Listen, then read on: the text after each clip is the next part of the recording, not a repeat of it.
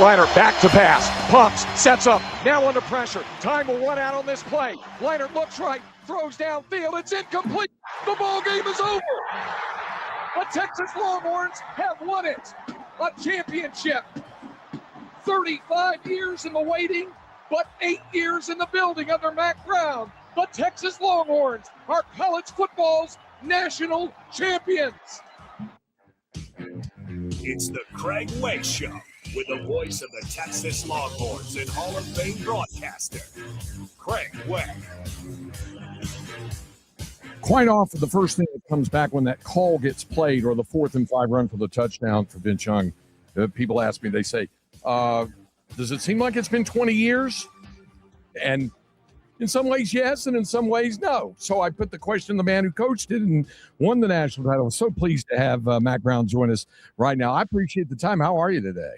Craig, I'm doing great, and it was fun to listen to that call again. It never gets old, and now with social media, there are enough plays that pop up in that game and across the time that we're here, the 16 years we were here, and it's so fun for me to retweet those plays just so I can brag on the players and let people see what they did many years ago. And the fact that this is the 20-year reunion was so fun because the university brought the team back and celebrated them at the Vanderbilt game. And it was pretty emotional for me, more than I even thought it would be, not only to see them, and we challenged them on being good fathers and husbands 20 years ago, and here they are. And they looked at me then like they were crazy. And now they're saying, I get you. I understand it as we look forward. But standing out on the field and the great Texas fans giving them a standing ovation and thanking them for something that's obviously really hard to do. It's the only one the last 55 years was really, really special for me because I want those guys to feel special and realize how hard it is to do what they did. Yeah, I'll go opposite direction with this and ask you, because in that call, I say 35 years in the waiting because 1970, it kind of, I'm going to say, but 8 years in the building under Mack Brown. It took your first half of your time at Texas to build up to that because, as we hear coaches say, it's so extremely difficult to win. So what really went through your mind during the run-up, the 8 years that led up to that night there in the Arroyo Seco and beating USC and stopping their 34-game winning streak and getting that first national title for Texas in 35 years? It was an 8-year buildup to that. Yeah. Well, Craig, the year before we got here, they were 4-7, so weren't very good, and especially weren't very good on defense. And Coach Makovic had some good quarterbacks. He had Ricky. He had a good offensive line, good speed at receivers. So defense is where we had to build things and get things back on track. And so we had our 9 wins for about 3 years there. And people liked it at first, and then, that's not enough. We got to go more. And then you get 10-11, and then you can't win a big one. So I do understand what Sark feels sometimes and hears. But I felt like that the Colorado Big 12 championship game, if we win that game, which we had beaten them soundly, even though they lost 5 turnovers, I think, at the first part of the year, we would have played Miami for the national championship. Now, they were probably better than us. But that would have been 4th, 5th year. And then the Michigan game and the Rose Bowl was a huge step toward where we needed to get. And that was the 7th year. So I felt like that we were making progress, we were getting better, but each year that you're falling a little bit short. A lot of people like to win 12 games. Well, it's not enough here because the thing that you want is to win the national championship, win all the games. So each year we were saying, what can each one of us do? Staff, coaches, me, players. What can we do to get 1% better? Because we're so close to winning it all, but we all need to take a step. We got to be more like a team. We've got to be aligned. We've got to make sure that we have a strategic plan and fix the tweaks from last year, make them better. And I think that's pretty much where Coach Sark and his staff are right now with this team. Even though Vince and I were talking about it the other day, it's easier to build a team and culture because at the Michigan game, after the Rose Bowl, Vince stood up and said, we'll be back. And I said, what are you doing? He said, I'm telling all these players we're going to be back to this hotel, to this practice field, and we're going to win the national championship. Well, he had that whole team back. And Sark's got 43 new players since January. And that's half your team now, as you look at it. And I saw they're still bringing in transfers that they'll only have for the summer. So it was a lot easier for Vince and I to build a team and build culture than it is modern day. You can get the good players, you got money. That's a great advantage, but you got to make sure you're bringing in the right ones. They've got to fit you and your program, and they've got to make sure they fit in with the other kids. I'm going to jump to the present just a moment. There's one other thing I want to, and I think you'll remember this. One of the biggest laughs I think I ever got. You and I used to do the Longhorn Weekly show in your conference room, and it was very comfortable. And I always remember, I'll remember a couple of things. One, when you came in when you had the double ice bags on your knees when you had the knee replacement, Yes. and that was tough. And you looked at me one night and said, "I will tell people never do both at the same time. Never get them both done." And I remember, Craig, I was running out on the field and trying to lead the team for the Ohio State game, and I just had a knee replacement in June. And I tripped. They had some carpet there. I tripped, and I thought my leg was going to come off. And I mean, I thought I was going to die. And I was getting, they were shooting me up. They were giving me some medicine. So those were, losing the game was tough, but I was in severe pain for that at the same time. All right. So I remember that. I remember another night, and our man CB on Twitter always does this every year on the Halloween anniversary. He posts that photo of you wearing that hideous Halloween mask where we did the show. So we had a lot of fun. We were doing that. But the point I was getting to is our good friend, our great friend, the late Bill Little, came in one night and we were talking about it. And it was after a particularly difficult loss, I think it was. And there weren't too many of those, but those did happen from time to time. And there had been some fan criticism or something like that. Yes. And you were talking about letting it roll off your back. You just got to go on for it. And Bill said, well, he said, there is that famous quote about a coach who said, "I'm resigning from the University of Texas due to the critical and highly suspicious nature of its fans." And you and I said, "Who was that? Somebody modern? Was that Coach Royal?" And he said, "No, that was Dave Allardyce in 1915 who said that." So you said, well, that kind of says it all right then, because fans are going to be fans throughout the decades. Well, and Coach Royal told me one time, I said, "How are the fans doing?" He said, "Oh, their granddads and great-granddads yelled at me, and then they passed it down to their sons and their grandsons. So it's the same people. They just got different names." Mack Brown is with us on there. You brought up something. I want to get your thoughts on this because now you have the step back view of it, having retired after the second stint at North Carolina, where you had to deal with NIL and transfer portal at the real outset of it and the way it was starting to build. I've always kind of rolled my eyes when I used to hear reporters say, "Hey, I got a 2-part question for you," and it would be 2 separate questions. But this, I think, is a 2-part question. Is the NIL component the most difficult part of being a college football head coach this year, in your opinion? And if it isn't, what would be the most difficult part? Well, Craig, it's the combination of the NIL, the transfer portal, at the same time, and tampering, because there are no rules that have been put into place for consequences for coaches who are tampering, and coaches need good players. And right now, for the first time, you can legally buy good players. So yes, but the transfer portal wouldn't be as bad if you didn't have money and agents. So the agent, the tampering, therefore, the NIL and the transfer portal make it where we would have agents calling us during the season and talking to our collective or our general manager saying, "Hey, there's a player at so-and-so school that you're going to play against in 3 weeks, and he's wanting to come. And here's what he's making, but he wants you to watch him on film." And I'm saying, come on, man. What has happened in this crazy business? I even heard some basketball coaches talking this year about agents would be calling the player on their team that they're representing and say, you're averaging 10 points a game. If you can get to 15, I can get you 300,000. And what a team concept here. Oh, okay, I need 5 more points. So I'm going to consciously try to get 5 more points. So I think, Craig, the biggest thing is we if you look at women's basketball in the tournament, the Elite Eight was embarrassing because teams just killed the lesser teams.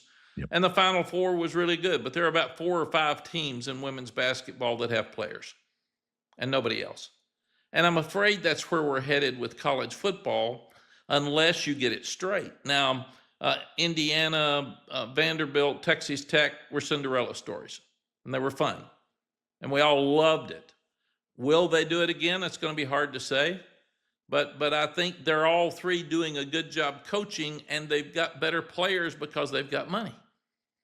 So the number one, somebody asked me the other day, would you coach again? And I said, I would only coach at a place where they have enough money to be able to compete with those that have money. Because we had players, we were paying them $60,000 and teams were offering them $850, and they were coming to me, and I said, I'd go. Man, you can't stay. I mean, really, you're going to lose $790,000 to stay here? You can't do that. And then it started happening in recruiting because we didn't even pay a freshman class till our last class. And we paid them $36,000 a piece to come because everybody was paying them when we had to. So we just didn't have enough money to compete. So if you don't have money, you're going to get fired. You may have a good year, but you're not going to have a good career at that school. Secondly, John Calipari made a great comment the other day. Coaches win games, administrations win championships. Right now, the way the money's structured, you've got to get enough money to be able to compete at that level. There's probably 12 football programs, maybe 15, that are the ones right now that have all the money. Most of those, except the group of 2 schools with Tulane and JMU, were in the playoffs. And then you get your money back. But it's right. I asked our coaches. We had 3 ex-NFL coaches on our staff 2 years ago, Craig, and I said, we're going to have salary cap. What does that mean to us?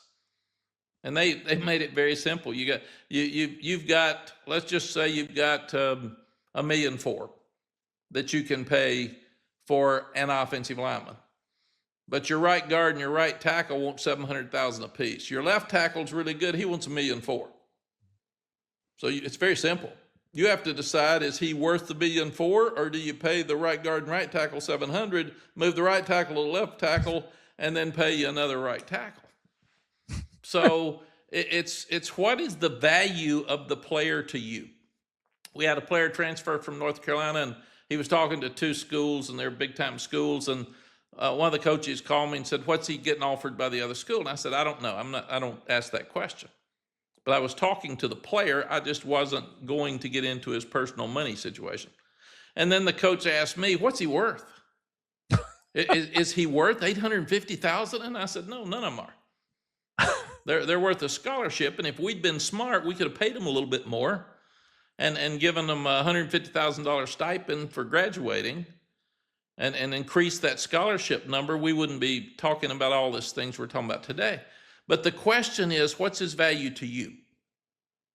And then you have to look at what's his value compared to the other guys in that room and their value, because number one, you can't just have dead money. There's a lot of programs with money that are losing. They're spending dead money because they're bringing in guys without character, or they're bringing in guys that can't play or don't fit their system. And there's becoming a tremendous amount of donor fatigue. Because if I pay $1 million for a player and he doesn't play, that's dead money. I have wasted my money.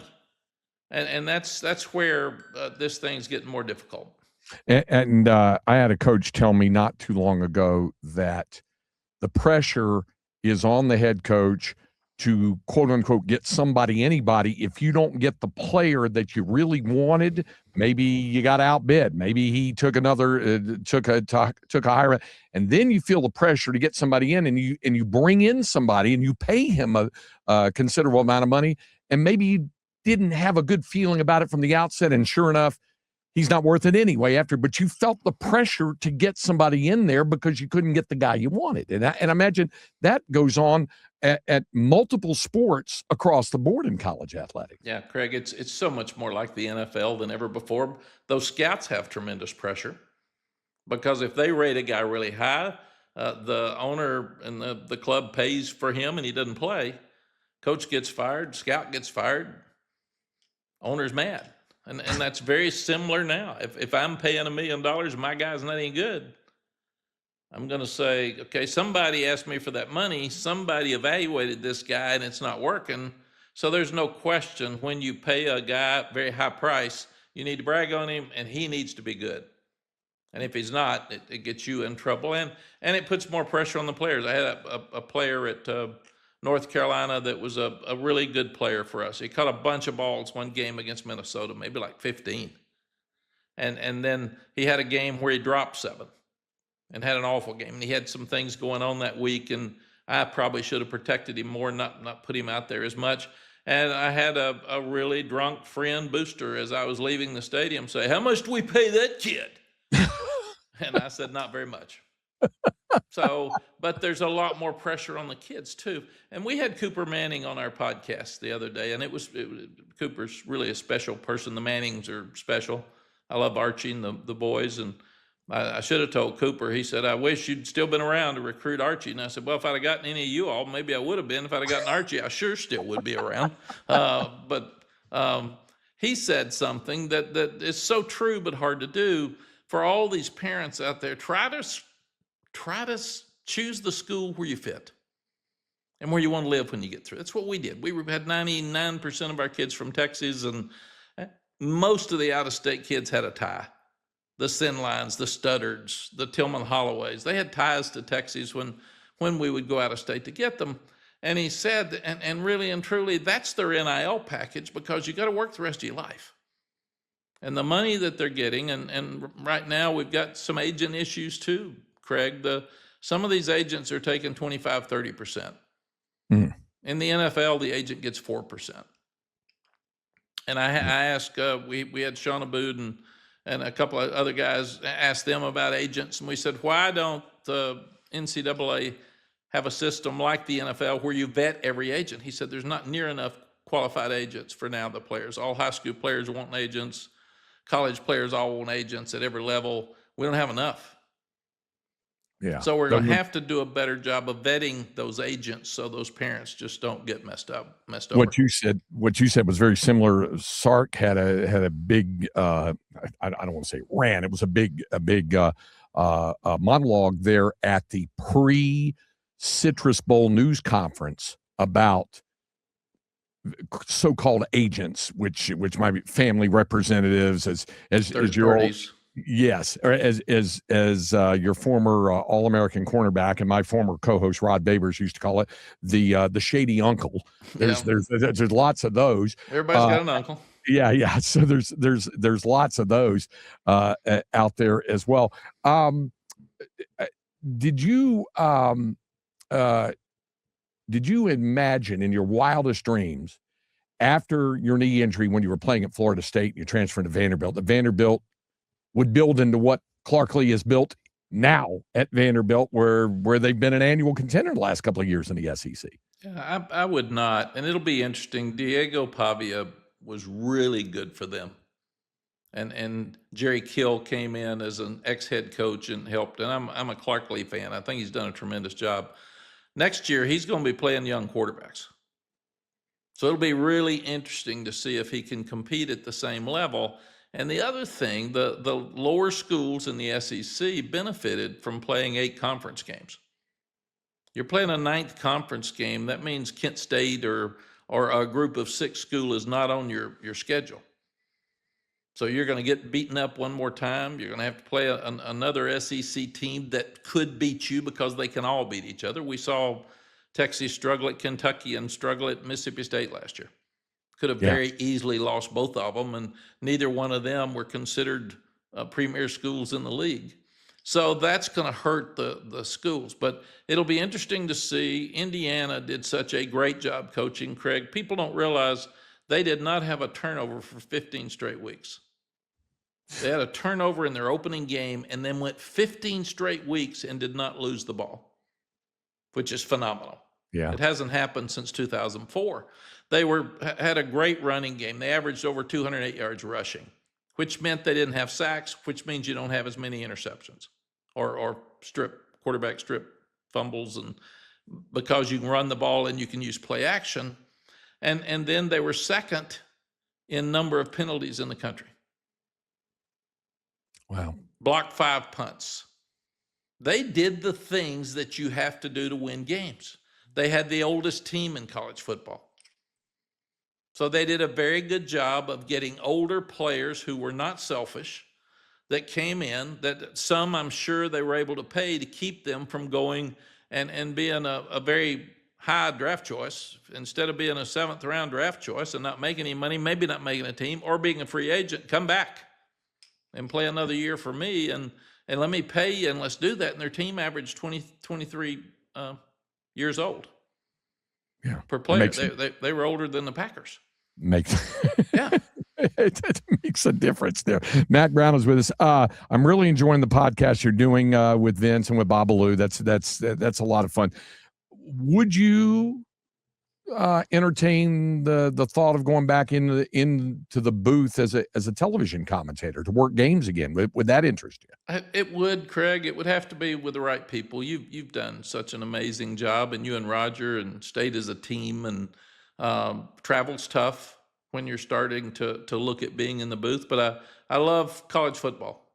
It's really all I've ever done, and I read everything about it. I'm watching the players. I'll watch the draft. It's just such a great game and such a vital part of my life. I want to stay involved with it. I went out to practice the other day. Sark's been so nice to me, and I've gone out a couple of times. And I'm doing some speaking and some consulting and the podcast. But you can do better in media when you don't have a boss. I don't have to coach speak anymore. I can actually say what I think for the first time in my life. Even that span of time with TV, I was probably going back to coaching at some point. So with my coaching in the past, I'd love to do something like that. It's a very liberating feeling, isn't it? To be able to speak as you want. It really is. Sally, I'll come home, Sally will say, "Boy, were you direct?" And I said, "Well, I can be for the first time in my life." Are you you splitting your time between Austin and Linville, a place in the mountains, or is that where the two main bases for you?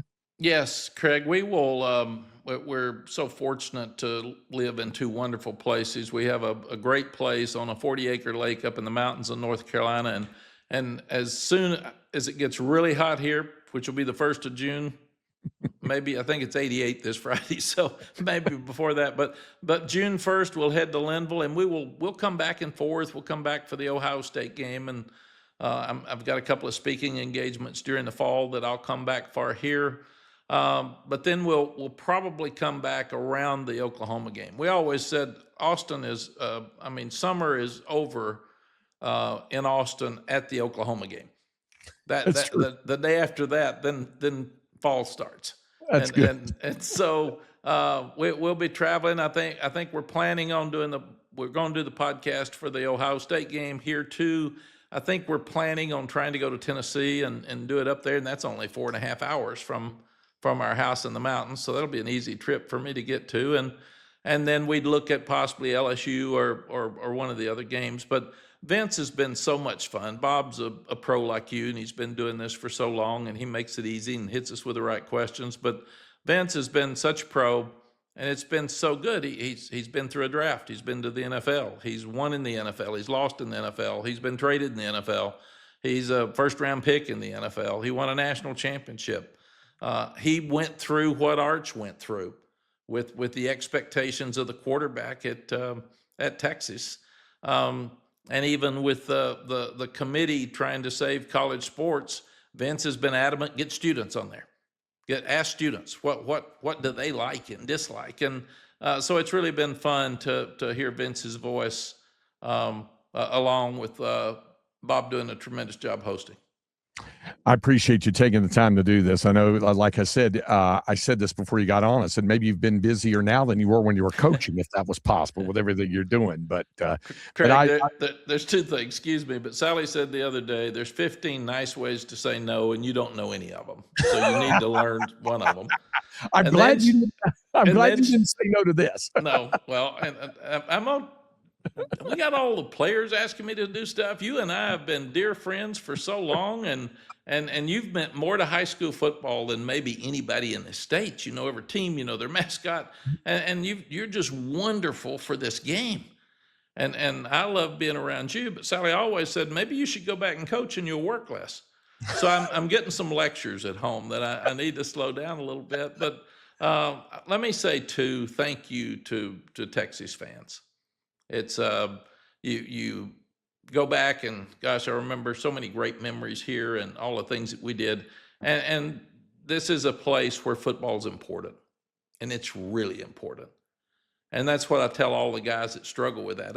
I finally got, so I didn't call it pressure, I called it pride. And Texas fans just treat the ex-players, that they all come back here and they're all around them playing golf and have their charities, and they treat Sally and I with such grace and class. It's just, it's tremendous to be back. And it's funny, I'll go back and think about some of the stupid things I said after a loss or when I was really mad, and I'd come up and get ready for the press conference, and Bianco would say, "Are you ready?" And I said, "No, I hate everybody sitting in there. What do you want me to do? Go in there and smile and say, 'This is okay'?" And he and Bill Little would pat me on the back and say, "Why don't you sit down for a second and take a deep breath before we go in there?" But you always, it's fun for me now to try to explain to fans what's really going on in that locker room. What's really happening in that coach's head, and how hard it is when you lose. You're just crushed. You've let everybody down, and you've got to walk in there and explain it. And it's still going through your mind. What happened? Was it Tuesday's practice? Did we put too much in? My gosh, we had a great practice on Thursday, and we stunk. It looked like we didn't even show up. So it's a fun time at this stage of my life. As you reinvent yourself, and you don't retire. Tired sounds old and tired. You reinvent yourself and start a new chapter, and it's been a lot of fun. So I'm having a good time. It's a lot of fun listening and watching to you in this reinvention stage. I really do appreciate the time, and we'll do it again on down the road when we'll find a time that also isn't quite as busy as some of the other times, because I know how busy you are, and the wise words from Sally still ring true. All of these decades, all these years, it still rings true. But I appreciate you doing it today, Mack. Thank you, Craig. Love and appreciate you, and I'll come on anytime you'll have me. Thank you. That is Mack Brown, and we'll be back with more here on 13 Under the Zone.